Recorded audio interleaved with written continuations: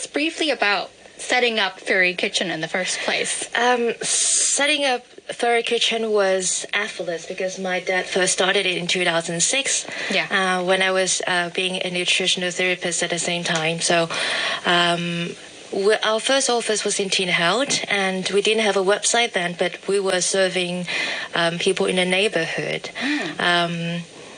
Then my father passed away in 2014, and then 2015 I really want to continue that, so I have created a online platform.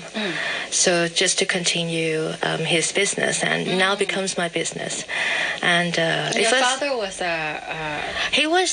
my father was a restaurateur, and he was a Michelin star chef himself. Wow. So growing up, that we are a Chinese family that love food so much, and food is not just nutrition but entertainment, and also like a social thing, right? Yeah. Like food especially among Chinese community. Yeah, food is culture, right? It's culture and everything. So our dog, my childhood dog passed away, and she died a tragic death. Yeah. I didn't know why and how then, but I was deeply traumatized by the experience, and there's so many question marks in my head. But then, as we talked about Mui, like back, my another dog that I picked her up from a pet shop, because they were about to bag her and throw her away. Because she was so sick. And then I told my father, I said, we need to rescue her. And then my father said, no, we can't because she's too small.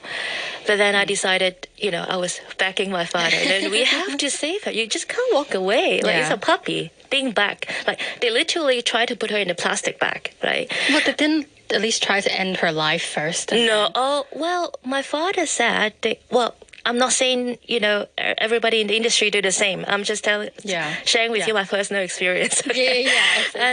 My father told me that they would usually do it after they put it in a plastic bag, so they don't have to look at their face. Oh, God. So, but I don't know. Anyway, I was too young, and maybe it's just something he witnesses himself. And then you said, take my pocket money. Yeah, take my pocket money and please save her, right? Yeah. So. And then we brought her home, and we spent more than, like 20K on the vet. And that was 20 years ago. 20 years ago. 20K, yes. Yeah, my dog just passed away in 2020, February. So nothing worked. And she had canine December, ringworm, and she was practically like bald. Like you see patches of hair on her body, but she's so tiny and cute, but with a belly like a grapefruit or orange, like in the cartoon. You imagine like a dog swallow an orange or grapefruit. This is how she exactly looked like. No, she was Pekingese, but you just couldn't tell that she was a Pekingese. Because she has no like fur an alien anymore. dog. But she was so cute though. But then. So last resort, as a family that own restaurants, so we decided to give her a good farewell. So we stopped feeding her pet food. My father started like steaming chicken, putting a tiny bit of mushroom, and let her enjoy some chicken skin and fresh vegetables. And we were hoping that, we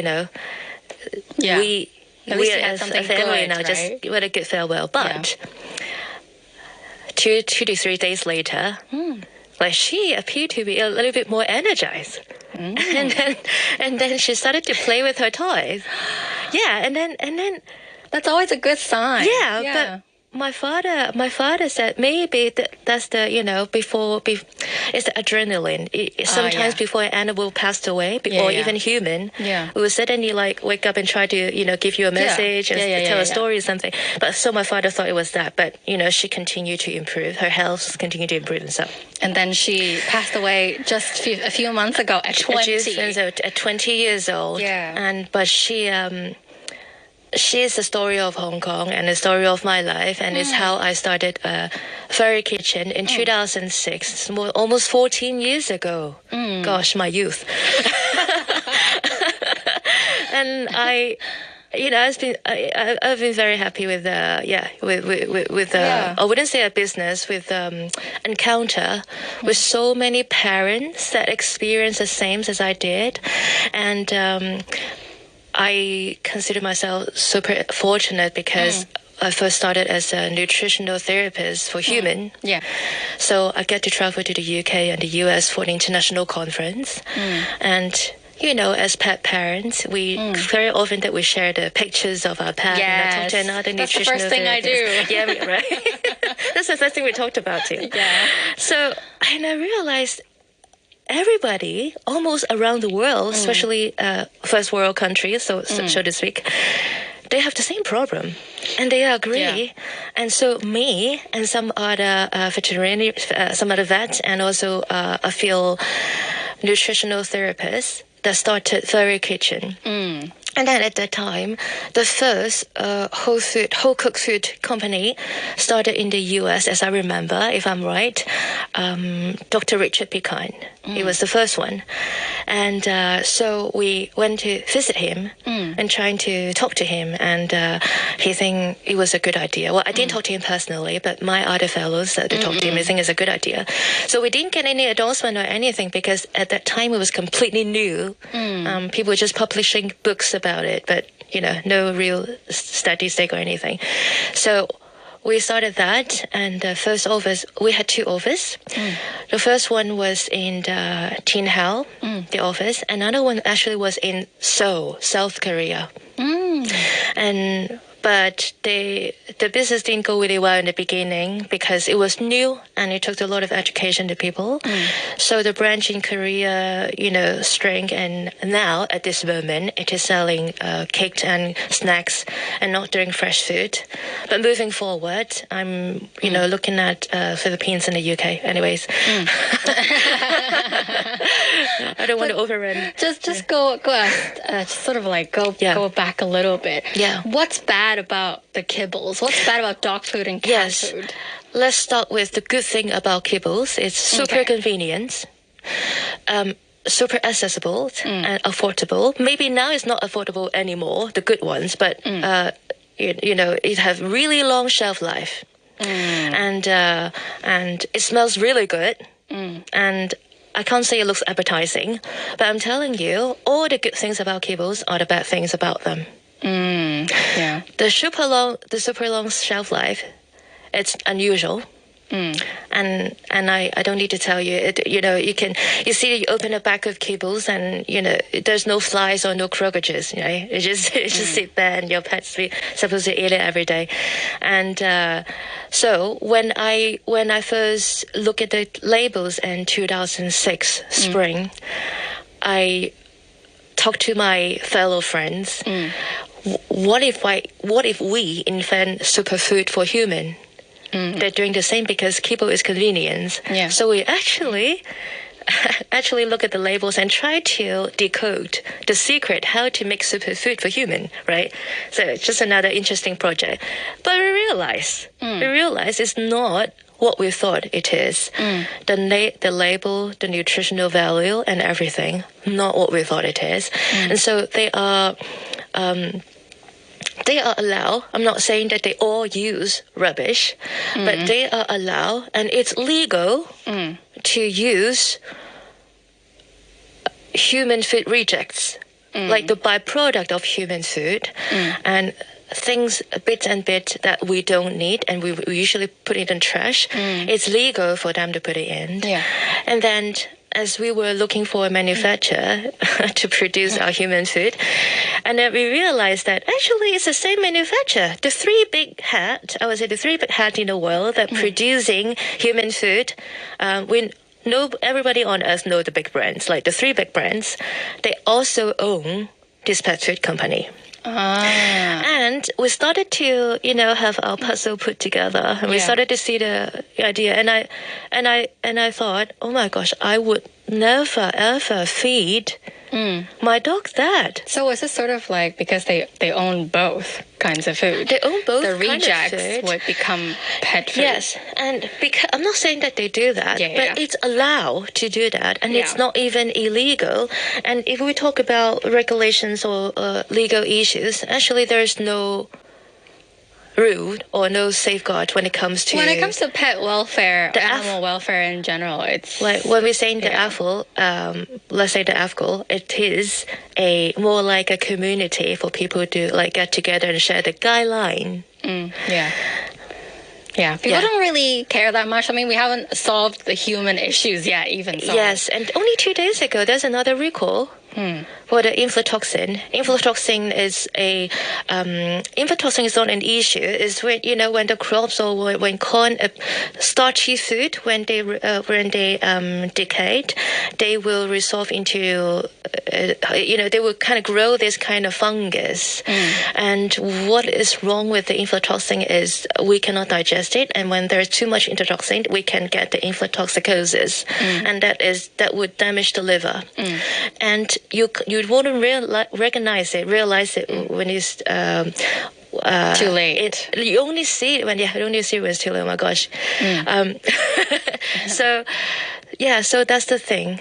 And I also heard that, I don't know if this is true, but it's just like somebody who sort of studied dog food as well told me this, that when they claim that they have like duck or beef or whatever, they don't actually need to add too much of that meat. Oh, they improved. Yeah. Because 10 years ago, it was 3%. And now it's 4%. So they only need to add a very small percentage of it to claim on the label that it's beef or it's chicken or whatever. Yeah. Now it's just 4%, so they improved 1%. Yeah. So the 96% something else. Yeah. Natural ingredients. And most of the people, if you're not a nutritionist or a dietitian or whatever, you have no idea what these things are. No, you have no idea.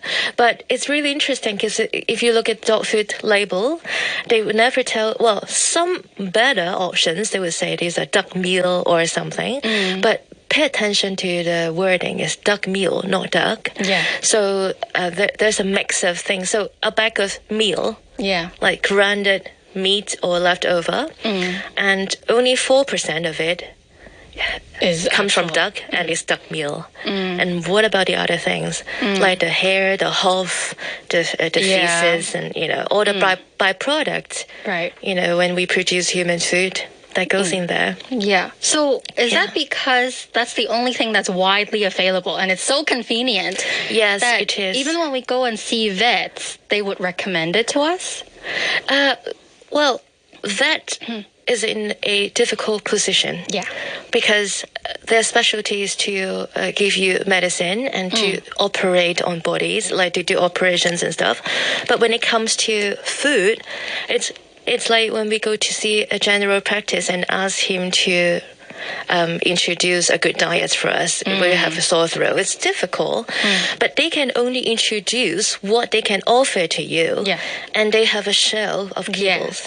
So I don't blame them. In fact, we have been having this wonderful relationship with vet in Hong Kong, and most of them, I would say 95% of them, are really believe in whole food, cooked food or raw food. They know the downside of kibble. But we also have to look at the parents as well, because not every single pet parents can afford cooking for their dog, and they might have the knowledge of, if the customer don't ask you about fresh food, usually the vet don't talk about it. Yeah, that's true. Yeah. And kibble is convenient for sure. Yeah. Yeah.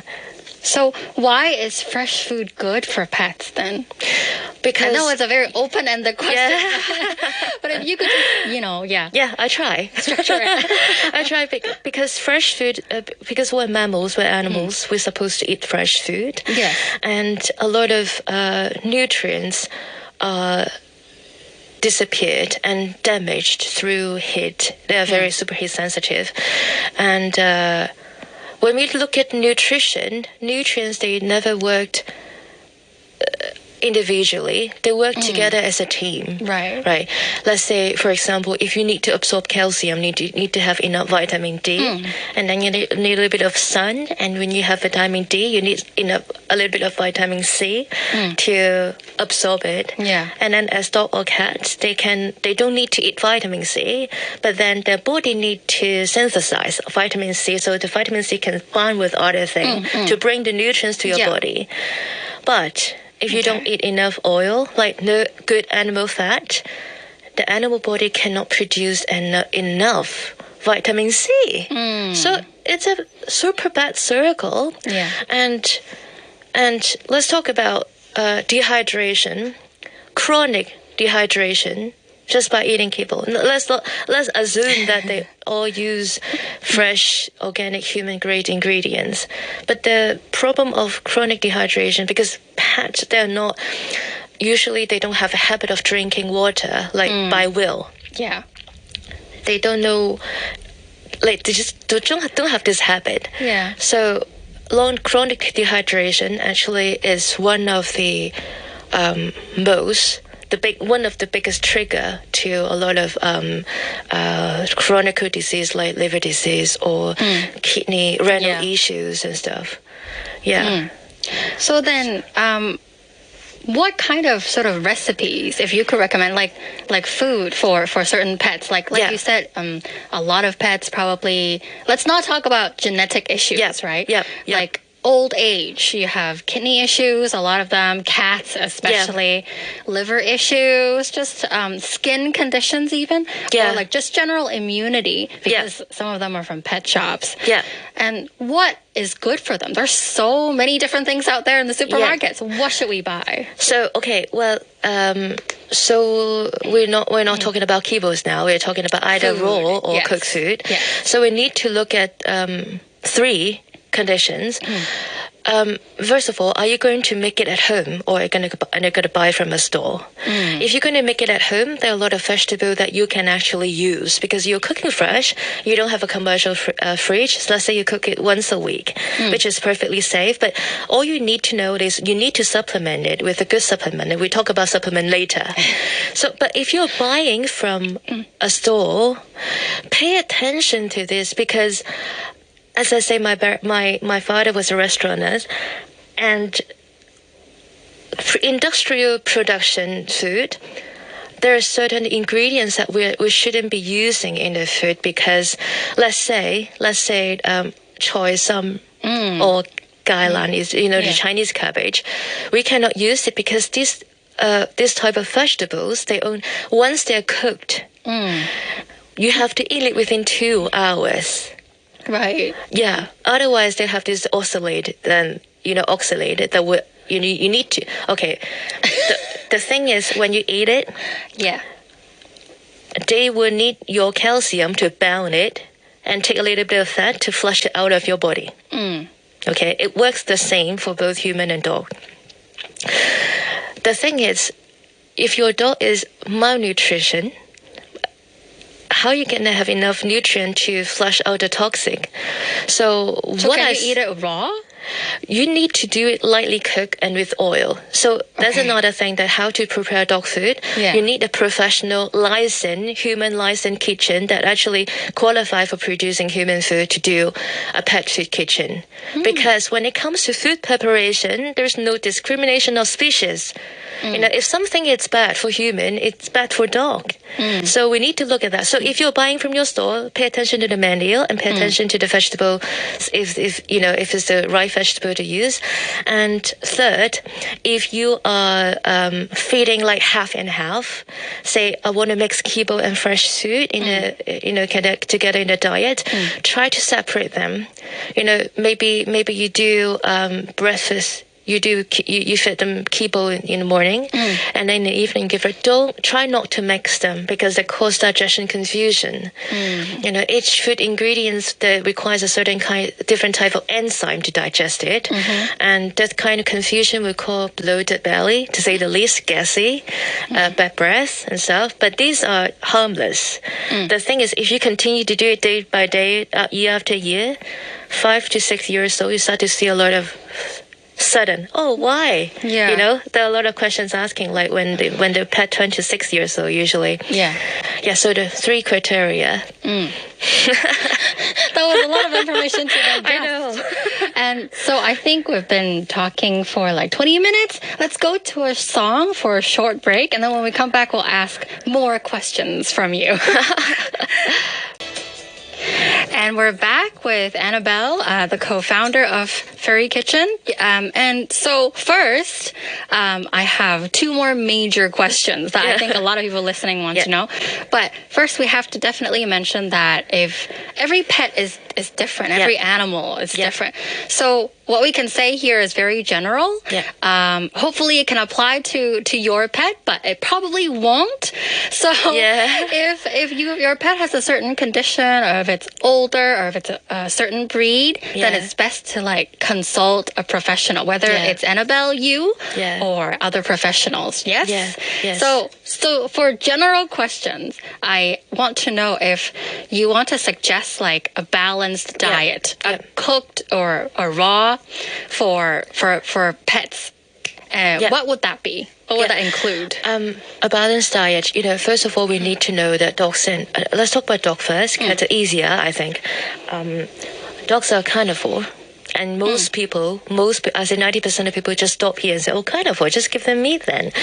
But according to the biological profile, they're actually type 4 carnivore is scavenging opportunistic carnivore. That means they eat meat when they could, but they're not very good hunter. They usually eat the leftover in nature, or they're able to hunt smaller animals like rat or rabbit. And you know what? Don't give your pet rats. Okay, I'm just saying that like as a metaphor. in nature, this is what they do. So they would encounter fruit and some root vegetables and some grass too. And also in the animal stomach that they eat, like if they eat a small rabbit, the rabbit probably eats some sweet potato or carrot or some other rich vegetable in the stomach. When they eat the animal, they actually eat the whole thing. They eat the whole thing. So they usually leave out the fur. But then they would even chow down the bone or something. But so that their body is able to digest it, because okay, I'm going too deep again because I want to talk about the guts. But okay, let's stop here.